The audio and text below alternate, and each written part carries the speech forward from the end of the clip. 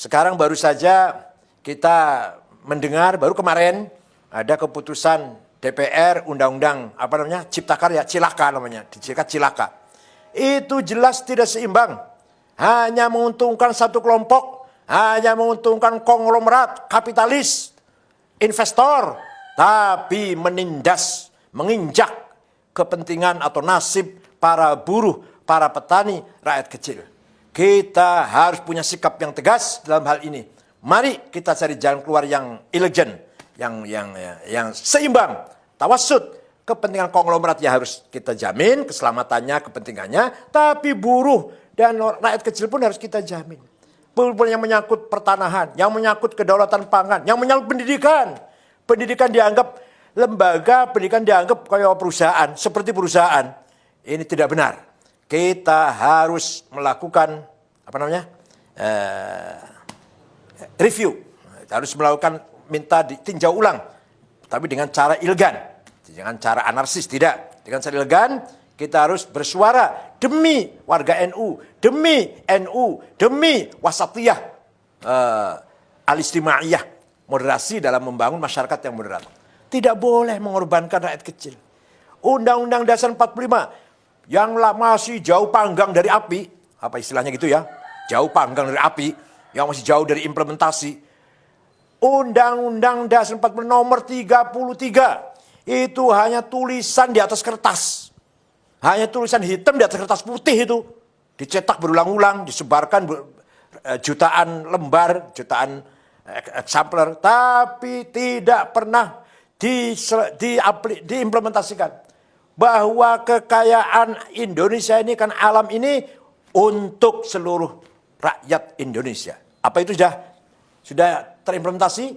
Sudah terrealisasi? Sama sekali tidak. Sama sekali tidak. Bahkan yang kaya semakin kaya, yang miskin semakin miskin. Apalagi sekarang di era keterbukaan ini semakin bebas, liberal. Yang diikuti oleh sistem liberal kapitalis.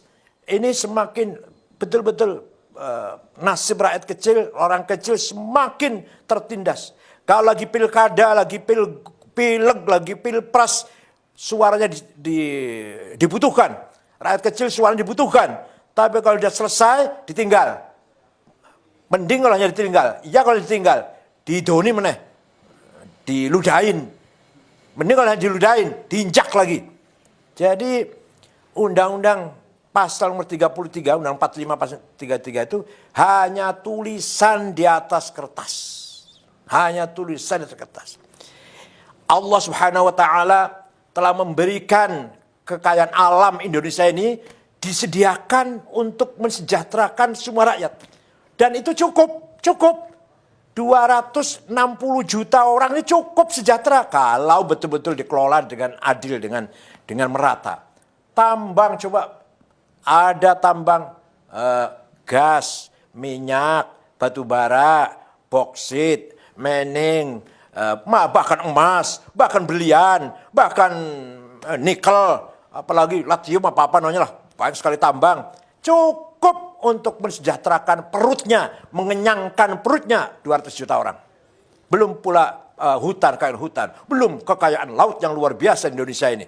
Bukan hanya ikan, tapi juga hal-hal yang berharga yang ada dalam laut kita, harga yang sangat bernilai. Itu semua hanya menguntungkan segelintir orang, menguntungkan segelintir jumlah orang. Bayangkan, katanya, saya ini belum membuktikan, katanya kekayaan orang 4 konglomerat sama dengan 100 juta rakyat. Ya ini kan, kalau ya benar ini, inna lillahi wa inna ilaihi raji'un. Coba kita lihat orang kaya orang 50 konglomerat yang kaya ini. Apa ada orang NU? Satu pun tidak ada. Ini berarti kan tidak ada pemerataan sama sekali. Ada, saya juga sering ngomong nih, sudah saya bosan sama ngomong ini. Ada pengusaha yang menguasai 5 juta hektar. Tapi warga NU di desa 1 meter aja, 1 jengkal aja nggak punya. Para petani kita. Ini jelas sekali tidak membangun keseimbangan. Saya tidak anti konglomerat. Tapi konglomerat harus melakukan reformasi cara berpikir. Harus menjadikan kelas menengah dijadikan mitra.